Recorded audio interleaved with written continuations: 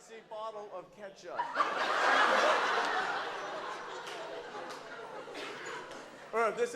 This is a condiment.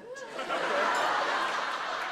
Hey, that's all my time. You guys have been an absolute blast. Give it up for Herb. For Frank.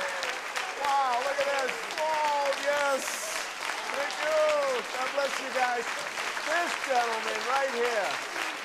You're amazing. Thank you. Can I do a bow with you? You are absolutely fabulous. Thank you, my friend. Good job. This is a hugging company. Come on, Fred Healy, yes. Great job. Thank you. Thank you very much. Did a great job tonight for the employee dinner. The material was right on target. They had a great time. Sense of humor, got everybody laughing, and they really enjoyed it a lot. Really, it did exactly what we wanted it to do, which was make them feel good about themselves and have a good night out, enjoy it, keep it in good taste, and that was exactly what you did, and really pleased about it. So thanks so much. I enjoyed it a lot. We've had some things similar to this, but not as good as this. This is much better, you know. But as I was saying to other people, if we can't make fun of ourselves, we can't do it. My job is business development, and that's part of the ball. Well, you know, I could feel the love in this whole group. And this group is very good. This group is always like family. So, it's very good, so glad to have you. Thank you. That was a great performance. I enjoyed it. You have got the look, man. Right, I know it. This is the look that wins. See, Did you have fun? I did. Very well. You can tell they performance. Well, thank you. It was wonderful. Really? It was really good. I had a great time. Yeah. I'm glad you picked on other people, but it was wonderful. Well, Jody, it's a pleasure. Oh, yes, that was great. You were awesome. Thank you. Thank you. And you do look a lot like Frank. Really? I noticed. Yeah, almost as handsome. Almost as handsome. Oh, the French jokes were so good. Of course, you have a French crowd here, you know. Oh, I figured that. They got it. I figured that. That's when I really felt the energy pick up and get going on there. There wasn't one sleepy eye here tonight, and that's after dinner. That was really good. Thank you very much. And we're very pleased tonight to introduce our sales manager. He's somebody who came to us pretty quickly, actually. He has extensive experience, including a background, most recently working in a senior position for the Bank of Ireland. So I wonder if you'd welcome our new sales manager, Tom Hayes. Thank you. Thank you. God bless us. Thank you so much. Thank you. It's a joy to be here. I can't tell you. Just the level of enthusiasm is great. I'm new to America, and I'm so anxious. And I'm reporting to John Doyle, and of course I interviewed with Fred Healy, and of course Healy, Doyle, and Hayes. Well, you can understand why I got this. Is the other thing that was a requirement. They wanted somebody that looked a little bit like Frank Bellafiore. Frank, it's a pleasure to meet you. Here you go. Could you do me a favor? Could you just put these on for a second? Let me see how close the resemblance is. Let's see. What do you say? Look at that. There we go. Look at that. There it is. Ah, this is great. Yeah. That's wonderful. How's that for Irish-Italian relations? I just wanted to say a few things before we get on with the program, and I want to say it's absolutely wonderful to be here in this country. I've been all over the world. In fact, it reminds me of a joke. I mean, of course, that's what we're known for, our humor. And Fred, you demonstrated that so beautifully tonight. But I was reminded of the Pope when he was here the last time. And he said Mass out in St. Louis, and he got through with the Mass, and there was a limousine waiting for him to take him back to the airport. And he jumped in the limousine, and they're speeding back to the airport, and he knocked on that little window there between him and the driver. And the driver slid back. He says, yes, can I help you, Your Holiness? He says, you know, he says, I've always wanted to drive one of these things. He said, really, Your Holiness? He says, don't mind. He says, I'll tell you what. He says, I'll get out of the car. He says, you can swap places. I'll get in the back. So he says, the Pope, he took the wheel. He started off. He got so anxious. He was doing 80, 90 miles an hour. Approaches a little town, 35 miles posted. He caught the attention of the police. The police pull up, and he starts for the limousine, and he looks, and he immediately picks up the microphone, and he calls to the Home Office. He says, we've got a big one here, Chief. He says, really? He says, how big? He says, bigger than the mayor. He says, bigger than the mayor. He says, the governor? He says, no. He says, it's bigger than the governor. Bigger than the mayor, bigger than the governor. He says, who have you got? President Bush? He says, no, it's way bigger than President Bush.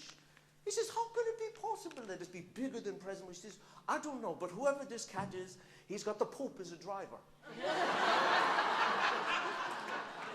Thank you. Thank you very much.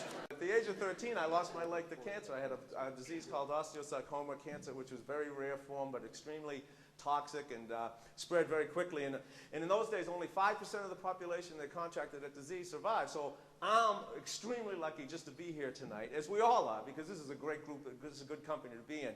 So I learned a whole bunch of things along the way, and I know that part of the emphasis tonight is on sales. So I spent 27 years with Fuji Photo, and I was in the medical division. We sold radiology film.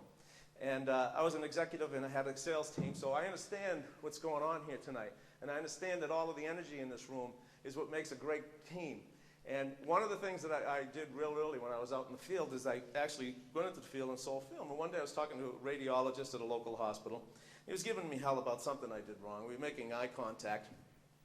And as I was talking to him, I leaned on the prosthesis on the leg, and I heard a god-awful okay, now, if you've never worn a prosthesis, that is not a good sound, okay? But I was too embarrassed to look because he was really concentrating and I was trying to give him all my attention. Well, when he left, I looked down and the foot on the leg was completely reversed. So I'm standing in a public place with 1 foot forward, okay, and 1 foot backward at the same time, right? So it looks like the circus has come to town, right? So, and people in the hospital are totally panicking, you know, they're just looking down and going, hey, buddy, you better get that taken care of. So finally, one of the x-ray techs comes by, I take a look, and I said, hey, Florence, do me a favor. I said, did you get me a pair of crutches? And she's like, for what? I point. She laughs hysterically, because she knows it's an artificial leg. So she says, I'll tell you what, I'll get you a wheelchair. I said, what good is that? I said, I got to get this thing fixed. She says, okay. Meet me in the ER in 5 minutes, she says, and I'll get you some crutches. So I said, okay, now to get there, I got to hop at least from here to the parking lot, okay, to get to the elevator, so I pick up the leg, and I'm hopping down the hall, and the foot is spinning like a helicopter at this point. I mean, I am ruining so many people's days by this point, okay? So and not one person said, hey, can I help you out, you know? They were just like, let them go somewhere else. So I get to the elevator, I press the button, and I'm praying for an empty elevator. Okay, now imagine yourselves, nobody likes to go to the hospital. You know what you're going to see, what you're going to smell, well, anything. And so people are probably just going there to visit their sister who's just had a baby. They're coming up the elevator. They have no idea what's waiting for them when the door's open. Because I'm standing there and I'm praying, please be empty, but the foot is still spinning. The doors open up, the elevator is completely packed, okay? So, you know, to make them feel comfortable, they were all kind of shocked. I jumped on, gave it a couple extra spins, and went, Yahoo! So we got downstairs, and I'm waiting for the crutches, talking to the x-ray techs, talking to the cast guy. Finally, Florence shows up with the crutches. I head out the door. Well, I come back in 2 weeks, the cast guy's waiting for me, and he says, that was the funniest thing I've seen in 27 years. I said, what's that? He said, I said, yeah, the foot back. He goes, no. He says, the 2 guys watching you. I said, what 2 guys? He says, well, there were 2 guys watching you the whole time. They saw the leg backwards. Florence comes down, gives you the crutches, you head out. He says, one guy looks at the other guy, goes, did you see that? I goes, yeah, I saw that. He goes, they'll let that guy go home like that. He says, I don't know about you, but I'm getting the hell out of here. Somebody once said in a seminar, where the attention goes, the energy flows. And I said, there it is, right there. That's what I've been looking for. What can help me out every single day to understand that where I'm putting my attention, all of my energy is going there. So if I'm going to make those choices, I want those to be the optimum choices at all times. So I kind of looked at it like when we drive down the road and you got all of those dials on the radio to pick from, and you start playing either rock and roll, or you play the classical music, or you play the blues, or you play the comedy station, or talk, or the news. Anything you choose will have an effect and come back at you. So understand that when you make those choices, you're setting up a vibration, okay? And it affects everybody else around you. Hi, I'm Tom Hayes. I'm not Alan Greenspan. I'm not Woody Allen. And I don't work for H&R Block. But what we did tonight was just have an absolutely phenomenal time with a great group of people. We did do a little bit of the Imposter. We did sound Irish for a little bit, and that's just to kind of warm them up and give them a little, fool them just a bit. He says, but overall, you can see what we did here. We got a standing ovation. People were into the mood. I sensed all of the energy, the love that the president was conveying to the group, and it was just simple in a situation like this to just present the kind of package that we wanted to make these people feel important and give them some laughter and move them along in their way, whatever they're doing in their careers. Thank you.